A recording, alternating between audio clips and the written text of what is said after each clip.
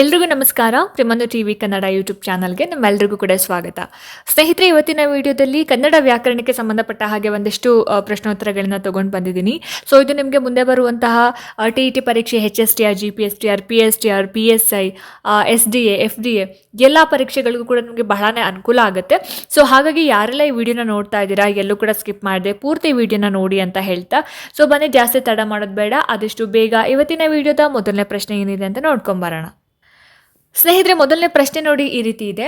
ಹಸಿರು ಪ್ಲಸ್ ಬಾಳು ಈ ಒಂದು ಏನು ಪದ ಏನಿದೆ ಯಾವ ರೀತಿಯ ಸಂಧಿಗೆ ಉದಾಹರಣೆ ಅಂತ ಕೇಳಿದ್ದಾರೆ. ಹಸಿರು ಪ್ಲಸ್ ಬಾಳು ಯಾವ ರೀತಿಯ ಸಂಧಿಗೆ ಉದಾಹರಣೆಯಾಗಿ ಕೊಡಬಹುದು ನಾವು ಅಂತ ಹೇಳಿ. ಸೊ ಆಯ್ಕೆಗಳು ನೋಡಿ, ಲೋಪಸಂಧಿ, ಆಗಮ ಸಂಧಿ, ಆದೇಶ ಸಂಧಿ ಮತ್ತು ಗುಣ ಸಂಧಿ ಅಂತ ಹೇಳಿ 4 ಆಯ್ಕೆಗಳಿದಾವೆ. ಸೊ ಇದು ಯಾವ ಸಂಧಿ ಆಗುತ್ತೆ? ಹಾಗಾದ್ರೆ ಸರಿಯಾದ ಉತ್ತರ ಏನಿರ್ಬೋದು? ಎಸ್, ಆಯ್ಕೆ 3 ಆದೇಶ ಸಂಧಿ ಆಗುತ್ತೆ. ಸೊ ಹೇಗೆ ಆದೇಶ ಸಂಧಿ ಅಂತಂದ್ರೆ, ಸೊ ನೋಡಿ ಇಲ್ಲಿ ಹಸಿರು ಪ್ಲಸ್ ಬಾಳು ಇದನ್ನ ನಾವು ಸಂಧಿ ಪದ ಮಾಡಿದಾಗ ಏನಾಗುತ್ತೆ ಗೊತ್ತಾ? ನಾನು ಇಲ್ಲಿ ಬರೆದು ತೋರಿಸ್ತೀನಿ ನೋಡಿ. ಹಸುರ್ ಬಾಳು ಅಂತ ಆಗತ್ತೆ, ಹಸುರ್ ಬಾಳು. ಸೊ ಇದೇನಾಗುತ್ತೆ ಅಂತ ಹೇಳಿದ್ರೆ, ಇಲ್ಲಿ ಮೊದಲ ಪದದ ಕೊನೆಯ ಸ್ವರ ಏನಾಗುತ್ತೆ, ಲೋಪ ಆಗಿ ಅದರ ಸ್ಥಾನದಲ್ಲಿ ಏನು ಬಂದಿದೆ, ಬ ಅಂತಕ್ಕಂತಹ ಒಂದು ಕಾರ ಬಂದಿದೆ. ಸೊ ಹಾಗಾಗಿ ಆದೇಶವಾಗಿ ಬಂದಿದೆ. ಆದ್ರಿಂದ ಇದನ್ನ ನಾವು ಆದೇಶ ಸಂಧಿ ಅಂತ ಹೇಳಿ ಕರಿತೀವಿ. ಹಸೂರು ಪ್ಲಸ್ ಬಾಳು, ಹಸುರ್ ಬಾಳು ಅಂದ್ರೆ ಮೊದಲ ಪದ ಯಾವುದಿದೆ ಇಲ್ಲಿ, ಹಸುರು ಅಂತ ಇದೆ. ಸೊ ಅದರಲ್ಲಿ ಕೊನೆಯ ಸ್ವರ ವು ಅಂತಕ್ಕಂಥದ್ದು ಲೋಪ ಆಗಿದೆ, ಬ ಅಂತಕ್ಕಂಥದ್ದು ಆದೇಶವಾಗಿ ಬಂದಿರೋದ್ರಿಂದ ಇದನ್ನು ನಾವು ಆದೇಶ ಸಂಧಿ ಅಂತ ಹೇಳಿ ಕರಿತೀವಿ. ನೆಕ್ಸ್ಟು ಮುಂದಿನ ಒಂದು ಪ್ರಶ್ನೆ, 3 ಲೋಕ ಇದು ಯಾವ ಸಮಾಸಕ್ಕೆ ಉದಾಹರಣೆ ಅಂತ ಕೇಳಿದ್ದಾರೆ. ಸೊ 3 ಲೋಕ ಯಾವ ಸಮಾಸಕ್ಕೆ ಎಕ್ಸಾಂಪಲ್? ತುಂಬ ಈಸಿಯೆಸ್ಟ್ ಪ್ರಶ್ನೆ ಇದು. ತುಂಬ ನೋಡಿದ ತಕ್ಷಣ ನಾವು ಆನ್ಸರ್ ಮಾಡಿಬಿಡ್ಬೋದು. ಯಾಕಂದರೆ ಅಲ್ಲಿ 3 ಲೋಕ ಅಂತ ಅಂದಿದ ತಕ್ಷಣ ನಾವು ಹೇಳ್ಬಿಡ್ಬೋದು ಯಾವ ಸಮಾಸ ಅಂತ. ದ್ವಂದ್ವ, ದ್ವಿಗು, ಕರ್ಮಧಾರೆಯ ಹಾಗೆಯೇ ಅಂಶಿ ಅಂತ ಇದೆ. ಸರಿಯಾಗಿರುವಂತಹ ಉತ್ತರ ಯಾವುದು? ಎಸ್, ಆಯ್ಕೆ 2 ದ್ವಿಗು ಸಮಾಸ. ಎಲ್ಲಿ ಈ ಒಂದು ಸಂಖ್ಯಾವಾಚಕ ನಮಗೆ ಕಾಣಿಸುತ್ತೋ, ಸಂಖ್ಯೆಗಳಿಂದ ಆರಂಭವಾಗುವಂತಹ ಒಂದು ಪದಗಳು ಬರುತ್ತಲ್ಲ, ಅದೆಲ್ಲವೂ ಕೂಡ ದ್ವಿಗು ಸಮಾಸ ಆಗತ್ತೆ. ಸೊ ಇಲ್ಲಿ 3 ಲೋಕ ಅಂತಕ್ಕಂಥದ್ದು ದ್ವಿಗು ಸಮಾಸಕ್ಕೆ ಉದಾಹರಣೆ. ಇಲ್ಲಿ ಪೂರ್ವ ಪದ 3 ಇದು ಸಂಖ್ಯಾವಾಚಕ ಆಗಿರುತ್ತೆ. ಹಾಗೇನೆ ಉತ್ತರ ಪದ ಒಂದು ಸಮುದಾಯವನ್ನ ಇದು ಸೂಚಿಸುತ್ತೆ.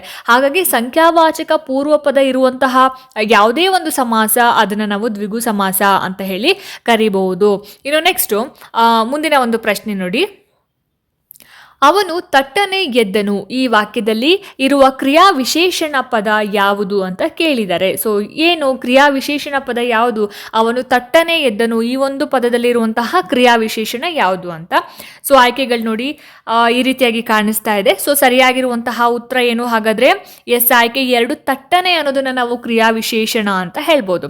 ಸೊ ಕ್ರಿಯಾ ವಿಶೇಷಣ ಏನಿದೆ, ಕ್ರಿಯಾಪದದ ಬಗ್ಗೆ ಹೆಚ್ಚಿನ ಒಂದು ಇನ್ಫಾರ್ಮೇಶನ್ ನಮಗೆ ಕೊಡ್ತಾ ಹೋಗುತ್ತೆ. ಸೊ ತಟ್ಟನೆ ಎದ್ದನು ಅನ್ನೋದ್ರಲ್ಲಿ ತಟ್ಟನೆ ಅನ್ನುವಂತಹ ಪದ ಏನಿದೆ, ಎದ್ದನು ಅನ್ನುವಂತಹ ಒಂದು ಕ್ರಿಯೆ ಹೇಗೆ ನಡೀತು ಅನ್ನೋದನ್ನ ಇಲ್ಲಿ ನಮಗೆ ತೋರಿಸ್ತಾ ಇದೆ. ಹೇಗೆ ನಡೀತು? ಥಟ್ ಅಂತ ಅವನು ಎದ್ದೇಳ್ತಾನೆ, ಎದ್ದು ಬಿಟ್ಟ. ಸೊ ಈ ರೀತಿ ಅವನು ಎದ್ದೇಳ್ತಾನೆ, ಯಾವ ರೀತಿ ತಟ್ಟನೆ ಅಂತ ಹೇಳಿ. ಸೊ ಹಾಗಾಗಿ ತಟ್ಟನೆ ಅನ್ನೋದನ್ನ ನಾವೇನಂತ ಹೇಳ್ತೀವಿ? ಕ್ರಿಯಾ ವಿಶೇಷಣ ಪದ ಅಂತ ಹೇಳಿ ಕರಿತೀವಿ. ನೆಕ್ಸ್ಟು ಮುಂದಿನ ಒಂದು ಪ್ರಶ್ನೆ ನೋಡಿ, ಈ ರೀತಿ ಇದೆ. ಕವಿ ಎಂಬ ಪದದ ತತ್ಸಮ ರೂಪ ಯಾವುದು ಅಂತ ಕೇಳಿದ್ದಾರೆ. ಸೊ ಕವಿ ಪದದ ತತ್ಸಮ ರೂಪ ಯಾವುದು?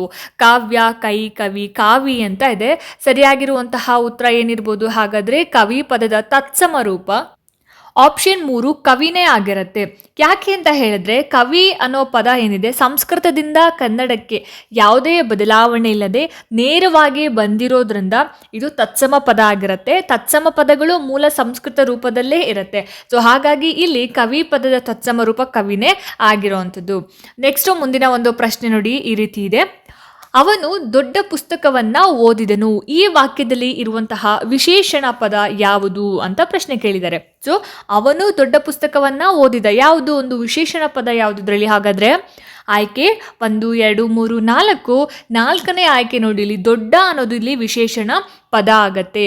ಸೊ ವಿಶೇಷಣ ಪದ ಏನಿದೆ, ನಾಮಪದ ಅಥವಾ ಸರ್ವನಾಮದ ಒಂದು ಗುಣ ಆಗಿರ್ಬೋದು, ಸ್ವಭಾವ ಆಗಿರ್ಬೋದು, ಅದರ ಒಂದು ಗಾತ್ರ, ಇದೆಲ್ಲವನ್ನ ಕೂಡ ವಿವರಿಸೋದ್ರಿಂದ ಇಲ್ಲಿ ದೊಡ್ಡ ಪದ ಎಂಬ ಪದ ಏನಿದೆ ಪುಸ್ತಕವನ್ನ ಅನ್ನುವಂತಹ ನಾಮಪದದ ಗಾತ್ರವನ್ನ ಇದು ವಿವರಿಸ್ತಾ ಇದೆ. ಪುಸ್ತಕ ಹೇಗಿದೆ, ದೊಡ್ಡದಾಗಿದೆ, ಇದನ್ನ ನಾವು ವಿಶೇಷಣ ಅಂತ ಹೇಳ್ತೀವಿ. ಹಾಗಾಗಿ ದೊಡ್ಡ ಅನ್ನೋದನ್ನ ನಾವಿಲ್ಲಿ ವಿಶೇಷಣ ಪದ ಅಂತ ಹೇಳಿ ಐಡೆಂಟಿಫೈ ಮಾಡಬಹುದು.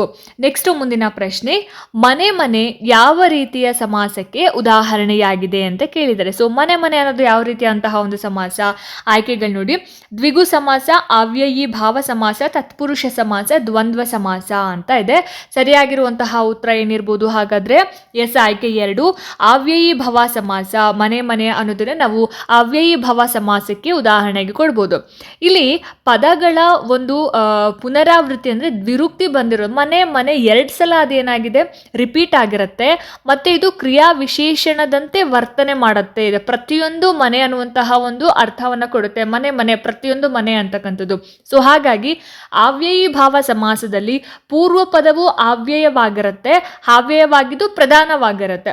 ಹಾಗಾಗಿ ಇದನ್ನ ನಾವು ಅವ್ಯಯಿ ಭಾವ ಸಮಾಸ ಅಂತ ಹೇಳಿ ಕರೆಯುವಂಥದ್ದು. ನೆಕ್ಸ್ಟ್ ಮುಂದಿನ ಒಂದು ಪ್ರಶ್ನೆ ನೋಡಿ, ಈ ರೀತಿ ಇದೆ. ಗ್ರಾಮ ಪ್ಲಸ್ ಊರು ಯಾವ ಸಂಧಿಗೆ ಉದಾಹರಣೆಯಾಗಿದೆ ಅಂತ ಕೇಳಿದ್ದಾರೆ. ಸೊ ಗ್ರಾಮ ಪ್ಲಸ್ ಊರು ಅನ್ನೋದು ಯಾವ ಸಂಧಿ ಬರುತ್ತೆ ಹಾಗಾದ್ರೆ? ಗುಣ ಸಂಧಿ, ವೃದ್ಧಿ ಸಂಧಿ, ಎಣ್ ಸಂಧಿ, ಲೋಪ ಸಂಧಿ ಅಂತ ಇದೆ. ಸರಿಯಾಗಿರುವಂತಹ ಉತ್ತರ ಗ್ರಾಮ ಪ್ಲಸ್ ಊರು ಅನ್ನೋದು ಗುಣ ಸಂಧಿಗೆ ಬರುತ್ತೆ. ಹೇಗೆ ಅಂತ ಹೇಳಿದ್ರೆ, ಗ್ರಾಮ ಪ್ಲಸ್ ಊರು ಈ ಪದಗಳನ್ನ ನಾವು ಸೇರಿಸಿದಾಗ ಏನ್ ಬರುತ್ತೆ, ಸಂಧಿ ಪದ ಏನಾಗುತ್ತೆ ಅಂತ ಹೇಳಿದ್ರೆ, ನೋಡಿ ನಾ ಬರಿತಾ ಇದ್ದೀನಿ, ಗ್ರಾಮೂರು ಅಂತ ಆಗತ್ತೆ. ಸೊ ಇಲ್ಲಿ ಮೊದಲ ಪದದ ಕೊನೆಯ ಸ್ವರ ಏನಿದೆ ಅ ಬರುತ್ತೆ. ನೋಡಿ ಇಲ್ಲಿ ಗ್ರಾಮ ಪದವನ್ನ ಉಚ್ಚಾರ ಮಾಡಿದಾಗ ನಮ್ಗೆ ಕೊನೆಯದಾಗಿ ಯಾವ ಅಕ್ಷರ ಕೇಳಿಸುತ್ತೆ? ಸ್ವರ ಅ ಬಂದಿದೆ ಅಲ್ವಾ? ಮತ್ತೆ ಎರಡನೇ ಪದದ ಮೊದಲ ಸ್ವರ ಯಾವುದಿದೆ? ಊ ಬಂದಿದೆ ಅಲ್ವಾ? ಹಾಗಾಗಿ ಇದು ಎರಡು ಸೇರಿ ಓ ಆಗುತ್ತೆ, ಗ್ರಾಮೂರು. ಸೊ ಇದು ಯಾವುದಕ್ಕೆ ಎಕ್ಸಾಂಪಲ್ ಆಗಿ ಕೊಡ್ಬೋದು ನಾವು? ಗುಣಸಂಧಿಯ ಒಂದು ನಿಯಮ ಆಗಿರೋದ್ರಿಂದ ನಾವು ಇದರ ಗುಣಸಂಧಿಗೆ ಎಕ್ಸಾಂಪಲ್ ಆಗಿ ಕೊಡ್ಬೋದು. ನೆಕ್ಸ್ಟ್ ಮುಂದಿನ ಒಂದು ಪ್ರಶ್ನೆ ನೋಡಿ, ಈ ರೀತಿ ಇದೆ. ನಿನ್ನ ಎಂಬ ಪದ ಯಾವ ಸರ್ವನಾಮಕ್ಕೆ ಸೇರಿದೆ ಅಂತ ಕೇಳಿದ್ದಾರೆ. ನಿನ್ನ ಅನ್ನೋದು ಉತ್ತರ ಪುರುಷ ಸರ್ವನಾಮನ ಅಥವಾ ಮಧ್ಯಮ ಪುರುಷನ, ಪ್ರಥಮ ಪುರುಷನ, ಅನಿರ್ದಿಷ್ಟ ಸರ್ವನಾಮನ ಅಂತ ಆಯ್ಕೆಗಳು. ಸೊ ಸರಿಯಾಗಿರುವಂತಹ ಉತ್ತರ ಏನಿರ್ಬೋದು ಹಾಗಾದ್ರೆ? ನಿನ್ನ ಅನ್ನೋದು ಇಲ್ಲಿ ಆಯ್ಕೆ 2 ಮಧ್ಯಮ ಪುರುಷ ಸರ್ವನಾಮ ಆಗುವಂಥದ್ದು. ಸೊ ನಿನ್ನ ಅಂತಕ್ಕಂಥದ್ದು ಮಧ್ಯಮ ಪುರುಷಕ್ಕೆ ಬರುತ್ತೆ. ಸೊ ಇಲ್ಲಿ ಏನಾಗುತ್ತೆ ಅಂತ ಹೇಳಿದ್ರೆ, ಮಧ್ಯಮ ಪುರುಷ ಸರ್ವನಾಮ ಏನಿದೆ, ಮಾತನಾಡುವವರು ಯಾರೊಂದಿಗೆ ಮಾತಾಡ್ತಾ ಇದ್ದಾರೋ ಅವರನ್ನ ಇಂಡಿಕೇಟ್ ಮಾಡುತ್ತೆ. ಸೊ ಹಾಗಾಗಿ ಆಪ್ಷನ್ 2 ಮಧ್ಯಮ ಪುರುಷಕ್ಕೆ ಬರುವಂಥದ್ದು ನಿನ್ನ ಅನ್ನುವಂತಹ ಪದ. ನೆಕ್ಸ್ಟ್ ಮುಂದಿನ ಒಂದು ಪ್ರಶ್ನೆ ನೋಡಿ.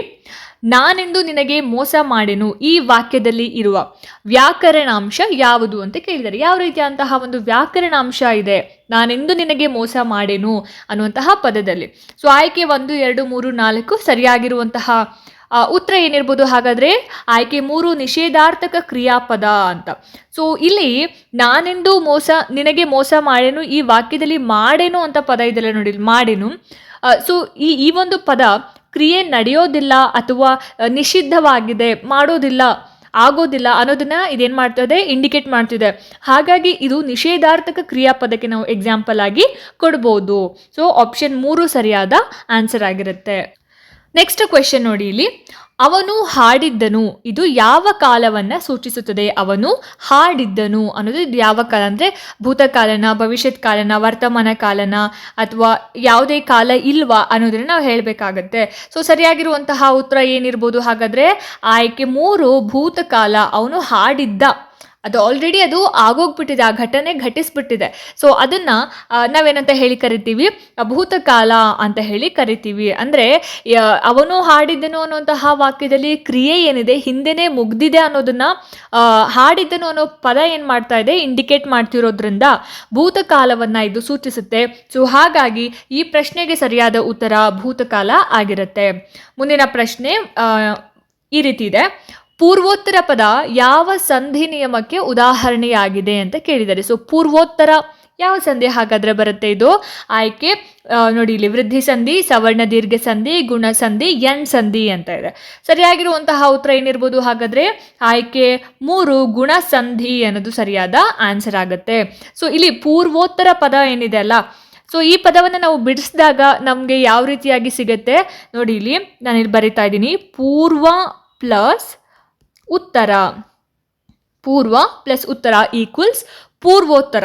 ಇಲ್ಲಿ ಮೊದಲ ಪದದ ಕೊನೆಯ ಅಕ್ಷರ ಏನಿದೆ ನೋಡಿ, ಇಲ್ಲಿ ಪೂರ್ವ ಅನ್ನುವಂತಹ ಪದವನ್ನು ನಾವು ಪ್ರೊನೌನ್ಸ್ ಮಾಡಿದಾಗ ನಮಗೆ ಅ ಅನ್ನುವಂತಹ ಒಂದು ಸ್ವರ ಸಿಗುತ್ತೆ.